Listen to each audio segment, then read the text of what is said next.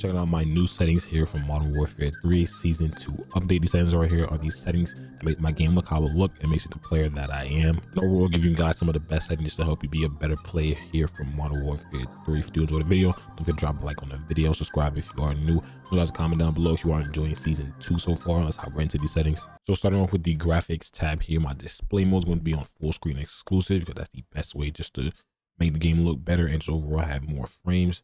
Display monitor, that's the monitor that I do have. We have on the this right here is going to be my graphics card. It's going to be 3090 Ti. This is a refresh rate of my monitor, which is going to be 240, and the display resolution of the monitor as well as 1440, which is the best way in my personal opinion just to play Call of Duty. The aspect ratio is going to be automatic, and everything else is pretty much default except for the brightness. I did set it to 50, which I think is also default. And okay, then back out of that, we have everything right here. The video latency going to be on. The echo mode, I left that at efficiency because that's just default to how it came when it was added into the game. The VSync gameplay, that's off.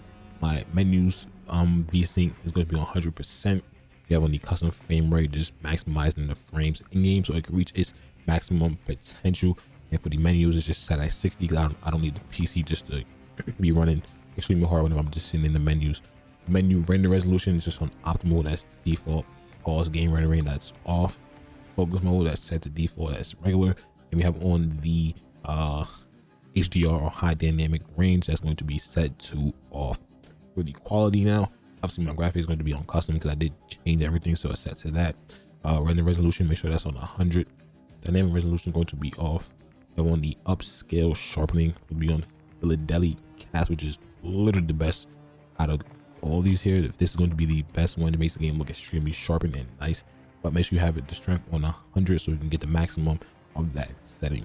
The path and tracing and ray construction, that's off as well. You have on the VRAM scale target, it's going to be on 70. Same thing with the variable rate shadow, that's off. And a lot of these details and texture are going to be set to extremely low. The details and texture resolution is going to be on low. The texture filter on normal. Depth of field, make sure you have that off. It makes the game blurry at certain ranges. You have the detail quality level, that's on low. Same thing with the particle resolution. I personally turn off the blend pack because it really didn't matter. And when the persistent effects, they're going to be on off. Shader quality, that's on low. On demand textures, just downloads things in the back just to make the game look a lot better, but it doesn't make the game lag or nothing like that. So this is definitely a setting you should have on. Same thing for the local texture streaming quality, make sure you set that to normal. You have the shadow and lighting. Shadow quality is going to be on low. The screen space shadows on low as well. Ambient collision is going to be on both. Screen space reflections on normal. The static reflection quality is on low as well. The environment now tessellation, make sure that's on near. The volumetric quality is on low. A lot is going to be set to low, especially because this is just like weather and stuff. You don't need the game looking crazy just in the background and weather, so all these going to be on low or just simply off. But my FOV is going to be set to 120, that's just maxed out. We have it on affecting, that's just literally the best way just to play this game as well, especially because it eliminates any sort of like visual recoil that the game could have. So affected just gets rid of that. Up in field of view, that's going to be on wide, just makes the gun look smaller, nothing too crazy. Third person in field of view, that's going to be default. Same thing with the vehicle field of view, set to default as well. So now for the camera, you want to make sure you have the world and weapon motion blur off because you don't want the game looking all blurry whenever you just move around. Same thing with the field grain, it just eliminates a lot of the noise and stuff like that, but set it to low just so the game doesn't look extremely blurry. Same thing for the first person movement camera, make sure you have this set to the least amount because you don't want your screen shaking too much, especially whenever you get hit by grenades and stuff like that. It's definitely just coming clutch.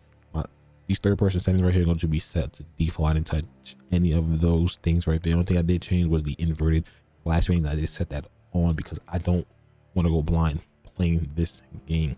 That's going to be it for the graphics tab. Now for the audio tab, a lot of these right here is going to be set to just whatever is plugged into your PC or your console. So I'm just going to scroll through.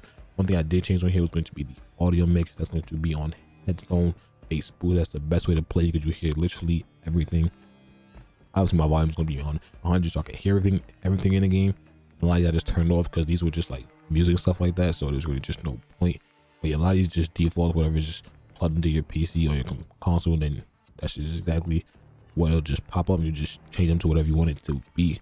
Just scroll through this because none of these I did change except for the hit markers, which This, I think it comes on Modern Warfare, I'm pretty sure, but it's just set to the default one, or I did change it. I don't remember how the game came, but so Modern Warfare, the jump music is on, the war tracks, there's passengers that's on, and it really doesn't even matter. And that's pretty much it just for the audio tab. Now for interface as well, these are all just pretty much default to how you want the game to look. One thing I did change was the color customization, just in terms of like the enemies and stuff like that. And you can literally just change them to any color you want, and you can also create any color you want as well. Literally right here, however you can just even do it. You just change it to whatever color you want. You could however you want it to be, however you want it to look. That's exactly how you can do it here with the color customization tab. The only thing that I did change as well, which I think comes default, is going to be the mini map set on square. Just make sure you have it on square. It gives you a lot more information. You can even tell with the picture right there, it gives you a lot more information. Mini map rotation, that's always going to be on, I'm pretty sure. I personally turn off the compass because I really don't care for it. I don't use it, so there's just no point in me having it. The crosshair is going to be on, of course. I think I did change it just to the center dot and just made it the largest thing possible, because I personally just prefer that because it does sway a lot. So the crosshair dot is just a lot better than the crosshair.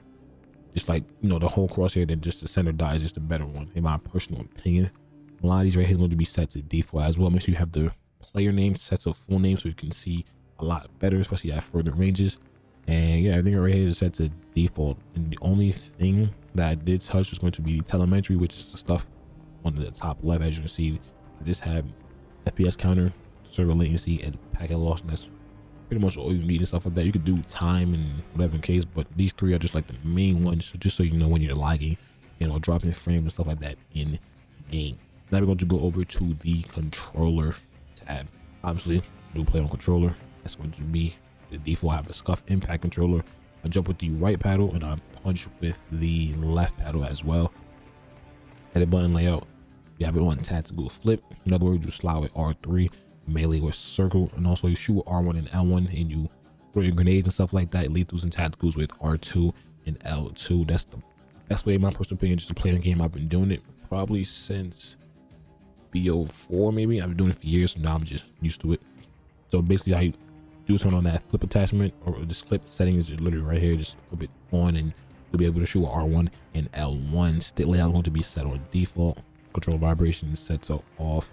You have the dead zone, just basically just the whole thing. Just when it comes to your stick drift in your controller, you can literally just test it. Obviously, I have a lot of stick drift. You can literally see right here, so I probably should raise mine up, but for right now, set to 5 on the left stick and 5 on the right stick as well. My sensitivity is going to be set to 7. It's just what I've used for the last couple of years. And the way you do change that advanced one, set it to custom, and you can just adjust it and then put it to your right setting, and then it'll just lock it for some weird reason. But that's how you change that middle setting right here. Everything right here you see is going to be default, so I'm just going to scroll straight on through because I didn't touch any of things except for the aim response curve type. Make sure you have that on dynamic. It's the best one out of the 3. It literally aims for you. Now, that's like everybody, even the pro players use it. Literally everybody use dynamic, so make sure you have dynamic on. And yeah, a lot of these are just set to default. It's not even on. I don't even know what that does. That just came with the game. Obviously, aim assist is going to be on. Aim assist type is set to default, and a lot of these are just going to be as is. For the movement behaviors on the gameplay time, I have automatic attack sprint. That's how I personally prefer to play the game, especially to not damage the controller as much. One thing outside did change here is going to be the slide and dive behavior. That it's a slide only, even though every now and then I do a dolphin dive. There's a way to do it with the setting. I just don't know. I just do it by accident, but I just slide only just to get better movement.